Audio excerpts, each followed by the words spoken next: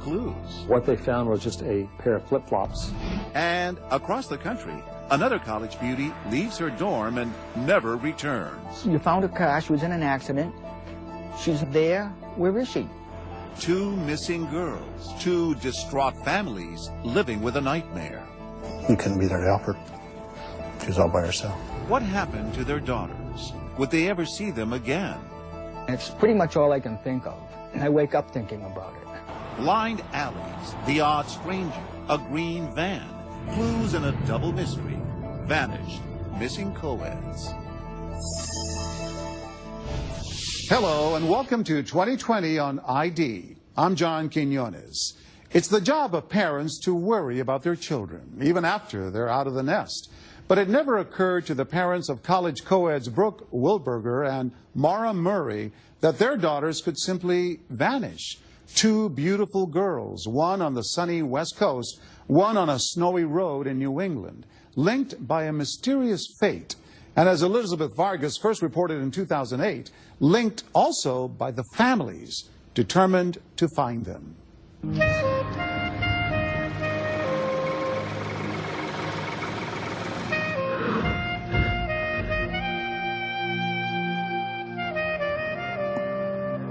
In a time when the whole world can seem ripe with chaos and danger, if you were looking for a safe place to raise a family, chances are it would look like Corvallis, Oregon. Corvallis is a really family-oriented town. It's kind of the small town feel, but you have a lot of opportunities because of the university. So it's a really fun town. The town is about 54,000 people, full-time residents. A pretty nice, quiet town. The city of Corvallis is really safe. But we're also in the real world. On May 24th, 2004, that more dangerous world surfaced in Corvallis when a young college co-ed disappeared in broad daylight. What happened to Brooke Wilberger is a mystery that got national attention. The story began on the grounds of a Corvallis apartment complex managed by Brooke's sister and brother-in-law. Brooke was visiting that week and helping with the maintenance chores. At that particular time, she was actually cleaning the lampposts around the complex. When Brooke didn't show up for lunch, her sister Stephanie began to worry. Brooke's car keys and purse were in their apartment. Her car was in the lot, but Brooke was nowhere to be found. I got very nervous. We had exhausted every possibility. We had searched all of the apartments that she could possibly be working in. We looked everywhere. Then we called the police. We had received a call about 3 o'clock saying that Brooke is missing. And the sergeant called me and said, we have this 19-year-old girl who's missing, and we need you to come out. Normally, we would wait, because adults can come and go as they please, and we would normally wait to see if she showed up maybe the next day. But in this case, police action was immediate. From the very beginning, they sensed Brooke Wilberger was not the sort of young woman to disappear on her own. It was amazing to us that they acted that fast. And I think one of the reasons was when they immediately just, did a quick check. Brooke was a great kid. Police learned Brooke was one of 6 siblings in a tight-knit and devout Mormon family. She taught Sunday school and very active in the church and their social activities, and had gone to church on Sunday, and the day before she was missing. As their search began, police were also able to eliminate one usual suspect in similar cases, the boyfriend. The man in Brooke's life, Justin Blake, was off on Mormon missionary work in Venezuela. He and Brooke had dated since high school. We started going out to be my senior year, and I took her to Les Mis. And like half an hour into it, she asked if she could hold my hand. She was the brave one. And after that, we just turned from best friends into a little bit more. And it was just perfect, We could not date until we turned 16, and Brooke dated Justin from the second she turned 16. And they were just so fun. She was just so in love with him and just really happy with their relationship. I was going to propose to her when we were getting married. We just both sort of knew what was going to happen when I got back from my mission. The news that would shatter those plans reached Justin in Venezuela, delivered over the phone by his parents. They just started crying when they heard my voice, and so I just started crying. And then my dad came on and just told me what had happened. When the news of Brooke's disappearance reached her father, Greg, a chemical engineer, he was about to leave town on business. I was in the Portland airport on a trip. They called me on my cell phone and told me that she was missing, and so I canceled my trip and got a rental car and came back here. Greg Wilberger joined the search effort for his daughter that had been organized with unusual speed. The community of Corvallis was wonderful. That first night, they had hundreds of people helping search. Our church organized it, but everyone in the community filled in, and it was just a massive effort. There were a lot of areas to search, and some of it very heavy vegetation. In fact, I remember going home at 1 o'clock in the morning, and there were still 300 people doing systematic searches of concentric circles from where Brooke was last seen. It was just phenomenal, the amount of people that we had looking for her. We looked everywhere. It's just very traumatic because you expect to find something, and as the search wore on, I mean, people were tired physically, and you know, I know that it was just really exhausting and frustrating to not find anything. We searched till 3 in the morning, the first night, and then after that, you just don't know. You just kind of become sort of numb. The first night ended with no sign of Brooke. In the morning, the townsfolk of Corvallis would awake to a shock of another sort. The largest media onslaught that this city has ever seen. So I was pulled away from the patrol duties to the public information spokesperson. We don't have any suspects developed. We don't have any vehicles we're looking for. And I can tell you, it's pretty frustrating. The run-of-the-mill response is, they're here now, get them what they need, get them out of here, let us go back to our job and solve this crime. But we had to operate in a whole different paradigm for this investigation because we didn't have anything to go on. So we needed the media to stay here to talk about the case so people would call in tips. 19-year-old Brooke Wilberger was abducted on Monday, May 24th, while working outside of an apartment building. The case was huge news in Oregon and across America. And Mr. Wilberger, I know one of the reasons you're here is in case Brooke can hear you. We just want to tell Brooke that we love her, and we hope that she'll have courage. By that time, we sort of felt ourselves that somebody had taken her, and we couldn't be there to help her. She was all by herself. Who took Brooke Wilberger? Authorities say they now know.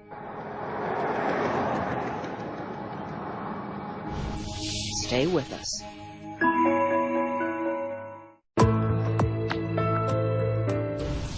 When Brooke Wilberger vanished, her family knew within hours and were able to galvanize police and their local community to quickly mount a search. Maura Murray, on the other hand, vanished on a country road far from home. As Elizabeth Vargas tells us, Maura's father, Fred, can't help but think that more could have been done to find her that night. And he's haunted by what might have happened to his daughter, a girl with infinite promise. Here again is Elizabeth Vargas.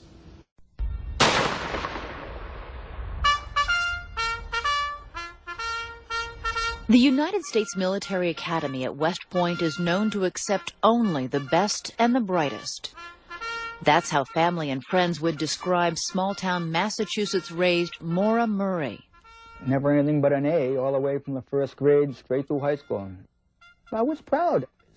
You don't get in there just because of one thing. You have to do almost everything right, you know? You gotta be a little lucky to get in there, too. Friends say Maura's luck continued when she met older cadet Bill Rausch. She couldn't stop talking about him, and he had given her a stuffed animal for Christmas, which she wouldn't put down. And Just her face would light up every time someone mentioned his name. I'd say I probably was more the lucky one. She's so easy to really just love and to care about. She's so sweet, sincere, and adorable. Very spontaneous, adventurous, definitely just gorgeous. He said, "Mom, I've met the most phenomenal girl. I can't wait for you and Dad to come up and for you to meet her." And we fell instantly in love with her. Maura decided she wanted to study nursing and left West Point for the University of Massachusetts. Say hi. Bill graduated West Point, was stationed in Oklahoma, but distance only seemed to deepen their commitment. She was planning on going out to Oklahoma for the summer of '04 and part of her nursing program, and she was going to get a job at a hospital in Lawton, Oklahoma, and do part of her internship there. We both knew where we wanted to go in the relationship. Actually, marriage had been in the air for quite some time. What Bill Rausch describes as the solid ground of their relationship was shaken one February night. He got some news he immediately passed on to his parents. I answered the phone, and I heard panic in his voice, and he told us just very quickly, you know, I just got a phone call from Maura's family, and her car's been found abandoned in New Hampshire. I was just really panicked. For reasons she apparently shared with no one, on February 9th in 2004, Maura Murray left her dorm in Massachusetts and drove some 130 miles into New Hampshire. The car she was driving was found in the middle of the night, in the middle of nowhere. At some point, she reached Route 112 in Haverhill. Joe McGee reported the story for the Patriot Ledger in Quincy, Massachusetts. At a hairpin turn, she went off the road. Her car hit a tree. The accident was serious enough to put the car out of commission, but one from which Maura could walk away. It was probably the last place that anyone would want to be lost. It's cold, it's desolate, it's barren, and it's very dark.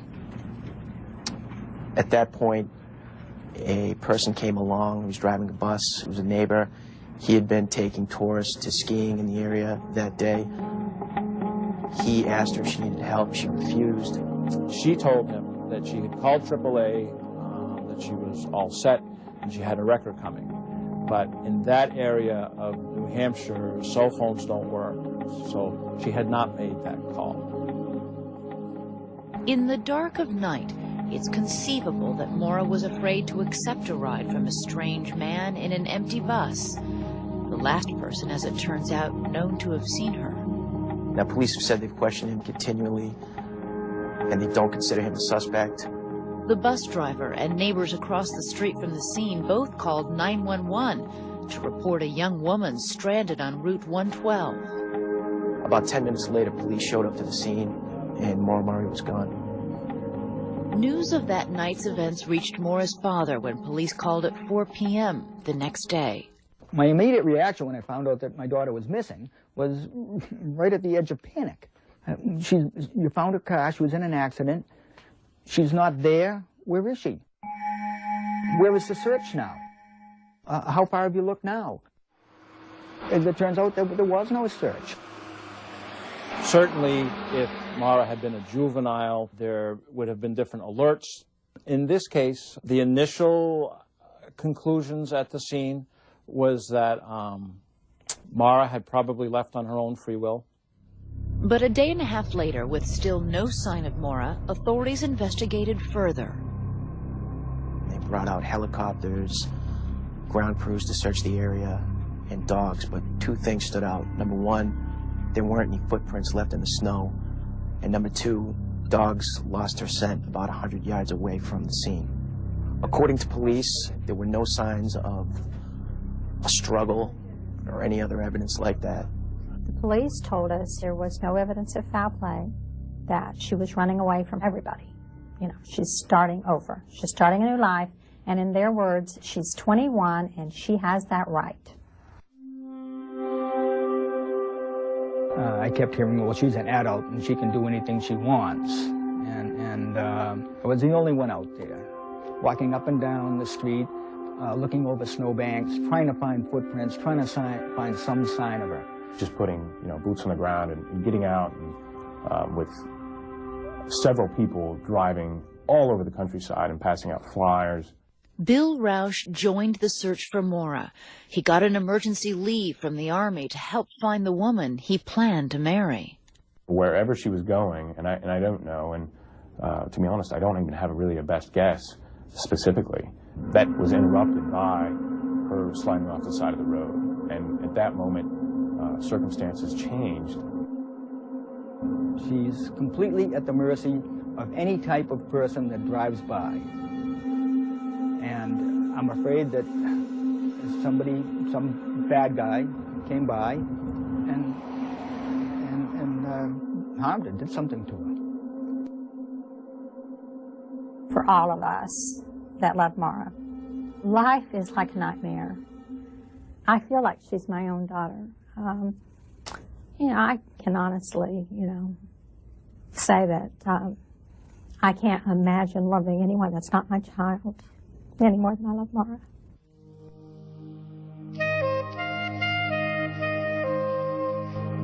Three months later, as Maura's disappearance lingered without answers, her family saw reports of another missing young woman, this one in Oregon, Brooke Wilberger. The community rallied around and they were doing all these line searches, you know, something that Maura never had. And I remember thinking, well, thank God they're out there looking for this young woman. The two families from opposite sides of the country, but with a tragic common ground, comforted each other. And we talked about our faith in God and, you know, that we would not give up hope, you know, and that Brooke and Maura were in God's hands. When we come back, where was Maura Murray going that night? Was she planning to ever return? It was clear from a search of her room that she had packed her belongings. When 2020 continues.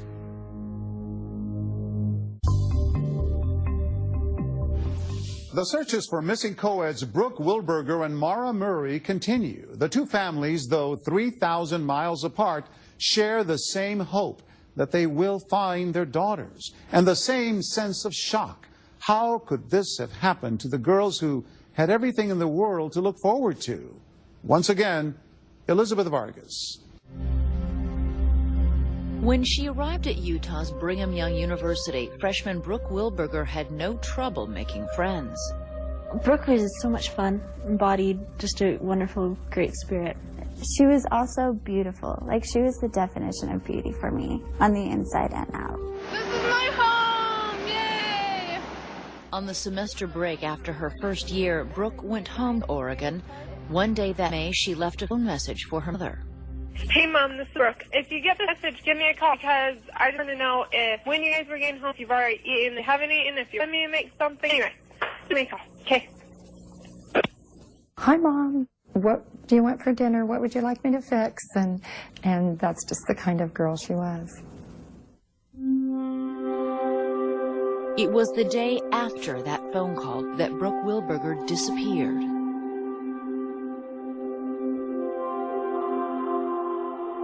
The first week was, we were just getting inundated with leads, which is exactly what we wanted.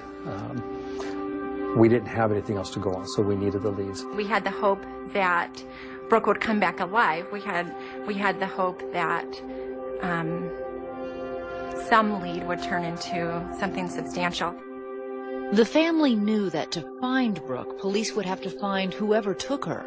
It looked like they might have when a man named Sung-Koo Kim was arrested in Corvallis just a week after Brooke vanished. Kim faces charges for breaking into college girls' dorm rooms and also stealing their underwear. I'm sorry, I'm not at liberty to talk about it. We had people who on the team thought that, yeah, Mr. Kim was the person. And we had people on the team who thought, no, we don't believe he is. Thank you very much, Molly. It turned out Sung-Koo Kim was not involved. He was just a fleeting person of interest. Police say there have been 50 of them, none the person who took Brooke Wilberger from her family. So we just tried not to think of any anger, tried not to deal with that. Our whole objective has been to find Brooke. As As leads went nowhere and the months went by, press attention faded, and the family was left alone with their dwindling expectations and their worst fears. My oldest daughter, 5-year-old at the time, I think we were making cookies or something like that, and she said, you know, Mom, I think that someone probably killed Aunt Brooke. And I said, you know what, I actually think that too. Because at some point, you know, reality sets in. In that period when hope for any resolution fades, no one could have known that the major break in the case was just over the horizon. In New England, the family of missing University of Massachusetts co-ed Maura Murray is running through the same gauntlet of emotions. Maura's parents are divorced and her mother Lori is battling throat cancer. Maura's father Fred is battling the system. And it's pretty much all I can think of. And I wake up thinking about it. And I'm thinking about it when I go to bed. Still, years after Maura vanished, Fred Murray often travels from Massachusetts to roam the New Hampshire area where his daughter was last seen. Good luck to you, sir. Thank you very much. I had to stop to say hi. Okay, that's fine. Thank you. I definitely get a lot of that. Everybody is sympathetic, and they would help if they could. My daughter, named Maura Murray, she was a girl. Fred Murray has become his own detective, doing an amateur version of the investigation he says police never did. No police went up and down the street asking people. These neighbors weren't asked about what they saw that night for about 10 days, and that was only after the family started, screaming about it. There are literally thousands and thousands of hours that have been dedicated towards coming up with, what happened to Maura Murray. Authorities have done several searches, including a major effort 5 months after Maura vanished. They say it's still an active missing persons case, and therefore standard policy prohibits their sharing of documents or findings with Maura's father. This bugs the hell out of me. I don't agree with some of his observations, but I understand certainly his frustration in not knowing what happened to his daughter. It was frustration, heightened by some police theories that Maura's family could not believe. It's clear to us it was her intention to at least get away for a certain period of time. Several times a year, we'll investigate cases where people came to the mountains for the purposes of getting away from whatever their problems may have been, and sometimes with the intention of harming themselves. She didn't just wander into the woods to try to commit suicide. She has everything to live for. She was going to graduate in June into a nursing career. She was about to get engaged. Maura's boyfriend, Army First Lieutenant Bill Rausch, says he got an email from Maura the morning before she disappeared, saying that she loved him. It was in response to a voicemail I'd left her, that I'd, missed her and loved her and was anxious to talk to her again. And her email was basically in a reply to that, basically saying that she loved me and that she wanted to talk, but we'd talk later. Those closest to Maura have no idea what drew her to that lonely New Hampshire road. I can discard reports on her being suicidal or depressed because I discussed things with her on a daily basis. I mean, things were great. Things were really great. Investigators say she'd taken along some books, clothing, jewelry, and the stuffed animal Bill had given her. What further surprised the family were some things police and reporters found that she'd left behind. It was clear from a search of her room that she had packed her belongings and had intended to leave school. She didn't tell anybody where she was going other than emails she sent to professors saying that there had been a death in the family and that she needed to leave unexpectedly. There had not been a death in the family. So it was a clear indication to law enforcement and the investigators that it was her intention to leave. Why she chose or arrived in the Haverhill, New Hampshire area at this point is an unknown. I don't know why she went to New Hampshire. I don't know why she left the University of Mass. But it doesn't matter why, because once she had the accident, she's introduced a whole new set of variables.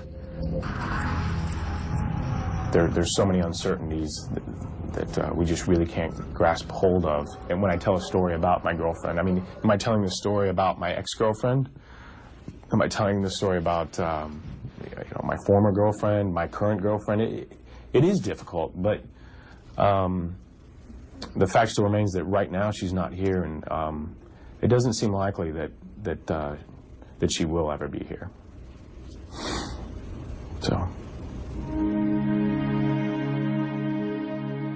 Hope doesn't fade.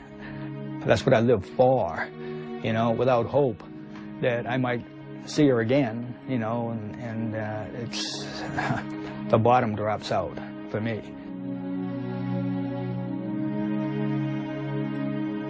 When we come back, Maura's father turns up the heat on the investigation. He just basically approached the governor in the middle of a meeting. Hi, my name is Wilberger. He said, I want answers and I want them now. And the case of Brooke Wilberger is about to take a dramatic turn. Is anybody alive? Because police know something they haven't revealed. The operator of this type of a van may have tried to lure women or girls to the van. Stay with us.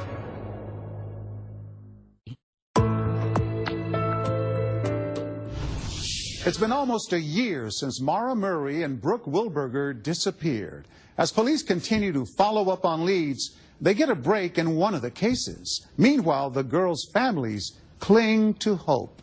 Here again, Elizabeth Vargas. Seeing each other every day and holding each other every day, we planned on that and we looked forward to that. We never really got to start that. We never got to come home to one another. On the Tuesday night that Maura Murray's boyfriend Bill Rausch and his family learned she'd vanished in New Hampshire, they thought Maura would show up any day with an explanation, and they had planned a welcome home. Maura loved Diet Mountain Dew, and she's the only person that I've ever known of that would use red licorice Twizzlers as a straw. You know, so we bought her a package of red Twizzlers and Mountain Dew, Diet Mountain Dew, and I'd say they were over a year old before one day Bill said, I can't keep this here. It's too painful of a reminder. We have no more answers than we did, you know, that Tuesday night. In a desperate search for answers, Maura's father went to the New Hampshire state capitol on the one-year anniversary of her disappearance. Hi, my name is Wilberger. There was a guy who was on a quest to find his daughter, and he just basically approached the governor in the middle of a meeting, a phalanx of cameras. He charged in, knocked on the door, and said, I want answers and I want them now. I did meet with Mr. Murray. He got a closed-door meeting for about 10 minutes with the governor that day. The governor said, you know, I'll do all I can to turn over all that we know about your daughter's disappearance. But it actually turned out that they wouldn't release those documents to Fred. They essentially told me, we can't comment on an ongoing investigation. They won't tell me anything, they never have, and that's why I'm pleading with them. I don't think I can appeal again. I don't think there's a way to do it.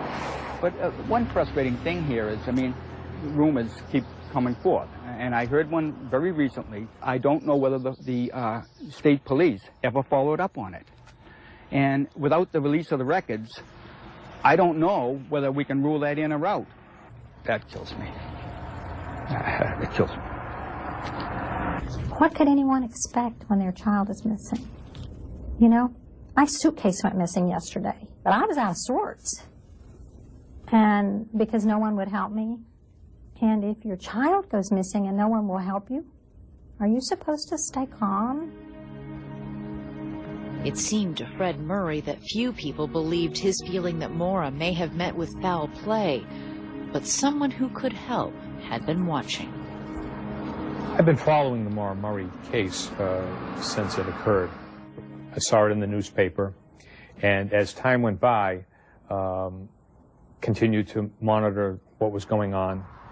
Former police chief Tom Shamshak is part of a group of private investigators who offer pro bono help in situations that capture their interest. They took on Maura Murray's case. We offer a fresh set of eyes, and we've re-interviewed anybody who had contacted the Maura Murray site. We have gone to the site where she disappeared from. I mean, it was 30 degrees at night, a darkened roadway on a rural highway, and she just vanishes.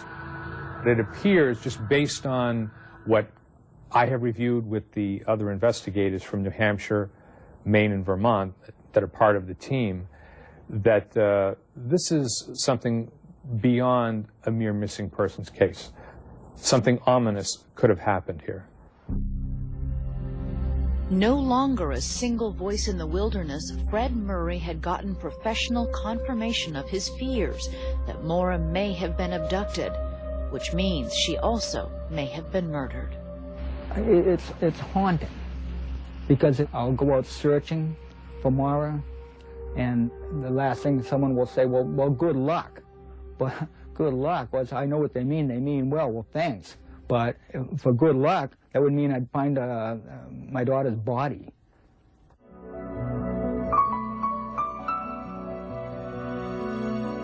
In Oregon, as the years have gone by, Brooke Wilberger's family all but accepted the likelihood she is never coming back alive. Our great hope was that we would know what happened, that we wouldn't have to go the rest of our lives without ever finding Brooke or ever knowing anything. The frustration is that you just have to wait. You can't do anything. Is anybody alive?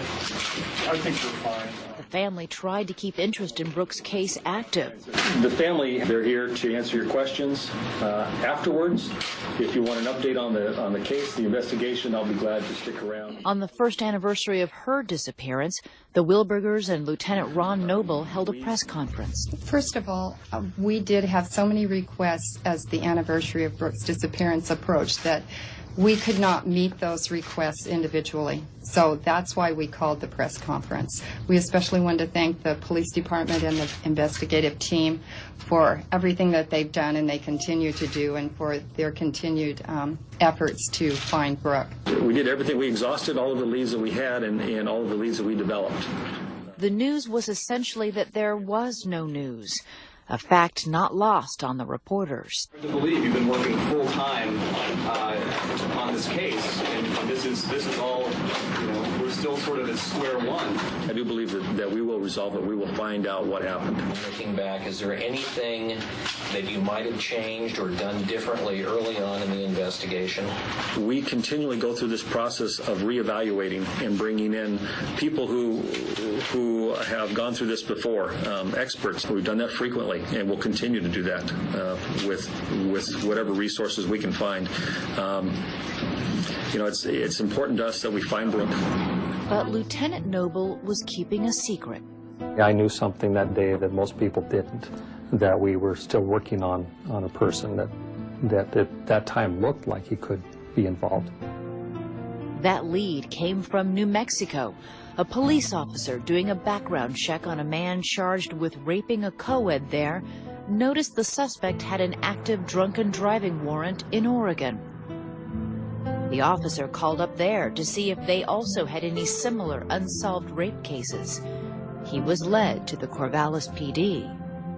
Without that phone call, we may never have been able to actually discover who'd taken Brooke. When we come back, police work to piece together the evidence. The operator of this type of a van may have tried to lure women or girls to the van and close in on their suspect. Stay with us.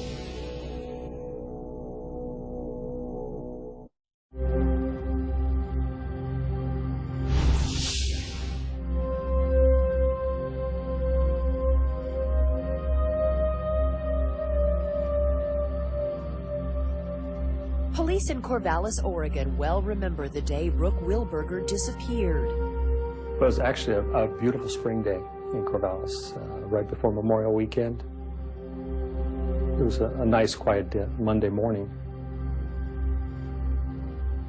Police say they know a convicted sex offender was driving the Corvallis streets that day. It was the morning Brooke Wilberger set out to clean the lampposts at the apartment complex, where later the first police on the scene found little trace of her. What they found was just a pail of soapy water with cleaning materials underneath the lamppost that hadn't been cleaned yet. That and a pair of flip-flops out in the parking lot. Law enforcement now says the man who snatched Brooke from the apartment that sunny Monday may also be a serial killer who preys on blonde and blue-eyed young women. An alert on the FBI website said they were investigating the possibility that he may have killed 3 women in Oregon and assaulted 10 more in 3 states. His name is Joel Patrick Courtney, and when authorities linked him to Brooke Wilberger, he was in prison in New Mexico, awaiting trial on charges that he raped a blue-eyed blonde co-ed there. Corvallis police say the day Brooke vanished, Courtney was due to appear in court some 50 miles away on a drunk driving charge. He called from Corvallis to say he would be late and never showed up. In 1985, Courtney pled guilty to sexual abuse in an Oregon case. He has since changed addresses frequently, authorities say, moving often between states. Police aren't talking about the details they say tie him to the Wilberger abduction, but news reports suggest a green van spotted in Corvallis was an important clue. A call to 911 identified a van like this one driving erratically just hours after Brooke Wilberger disappeared. The operator of this type of a van may have tried to lure women or girls to the van. You won't confirm whether that person's in custody at this point? No, again, we're not commenting on the status or any of the investigation. We want to make sure that we don't in any way infringe upon his rights or the family's rights, and aren't really discussing any of the links. Whatever the links or the evidence, they were enough for a grand jury to indict Joel Patrick Courtney for the aggravated murder and kidnapping of Brooke Wilberger. It's just frustrating that people that have those kind of histories are able to keep on going without. His first offense was the year Brooke was born. When he was 19. So that gives you a picture. Although police say they have the man who took Brooke, the biggest part of the puzzle is still missing. Courtney has neither admitted nor denied involvement in the case, and Brooke's body has not yet been found. The frustrating part is just wanting it all to be resolved, you know, to have Brooke's remains and to be able to kind of move on without it having to open up again all the time. We keep hoping that we'll have that ending, and it'll bring some peace, I think. The man who planned to marry Brooke may not be ready to face that ending. When they do find her, it'll be like admitting it actually happened, you know. And so I guess a small part of me doesn't want her to be found just so I don't have to deal with it, I guess. But then it'd just be so much better if we did, you know. I really hope that the Wilbergers find out what happened to Brooke. I've got 4 children of my own daughter. This will be close to me for the rest of my life. Cases like this are life-changing to everybody, and the people's lives who are really changed are Greg and Cammie Wilberger and Brooke's brothers and sisters.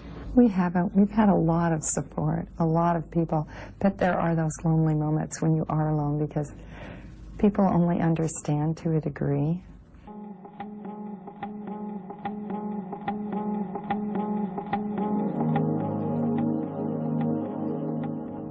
People talk a lot about moving on, but, you know, it's not really possible.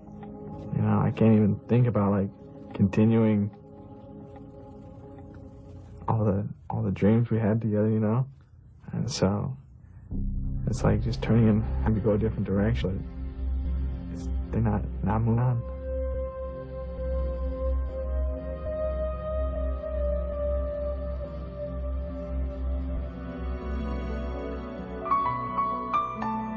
Acknowledging that she is gone, Brooke Wilberger's high school friends established a college scholarship fund in her memory. Brooke was a freshman at Brigham Young University, and her friends from there say they're also trying to keep her generous spirit alive. She was just very sincere and very friendly to everyone. Like, she was always like a best friend to everyone, very caring, and really wanted to know more about that person. She really enjoyed life and lived life to the fullest. So in remembrance of her, you just take every day, every moment, every second and cherish it. You can't go wrong with that. And that's exactly how Brooke would want it. This is my home! Yay! You don't realize till somebody's taken away and out of your family how they fit in. The place. And so that's a big piece that misses now, that because she was so happy, and like even at school she called us every Sunday night and tell us what she'd done during the week. And then we'd call several times during the week too and just visit.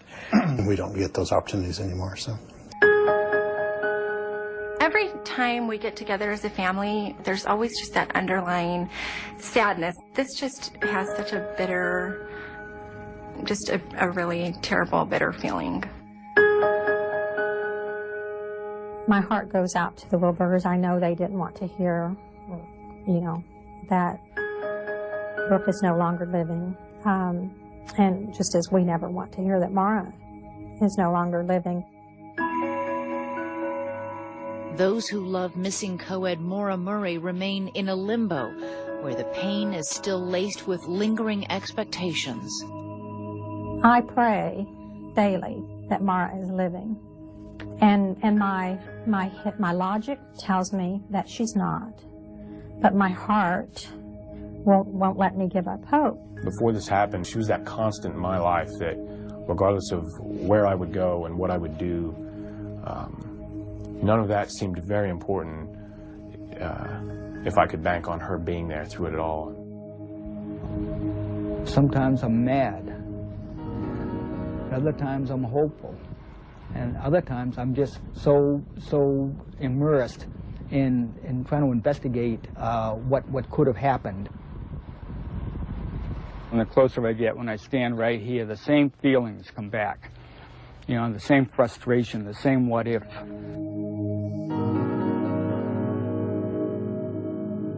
Where could she be? As of 2013, Maura Murray's disappearance remains an active missing persons case, and the police are still getting tips. Her father, Fred, says he thinks about Maura every day and vows to keep searching for her. Joel Patrick Courtney was convicted of rape and kidnapping in New Mexico, but it took 5 years from the time Brooke disappeared for her parents to finally get answers. As part of a plea bargain, Courtney admitted to the rape, kidnapping, and murder of Brooke Wilberger and led police to her remains in the woods outside town. He received life in prison without parole. Brooke's parents say they're grateful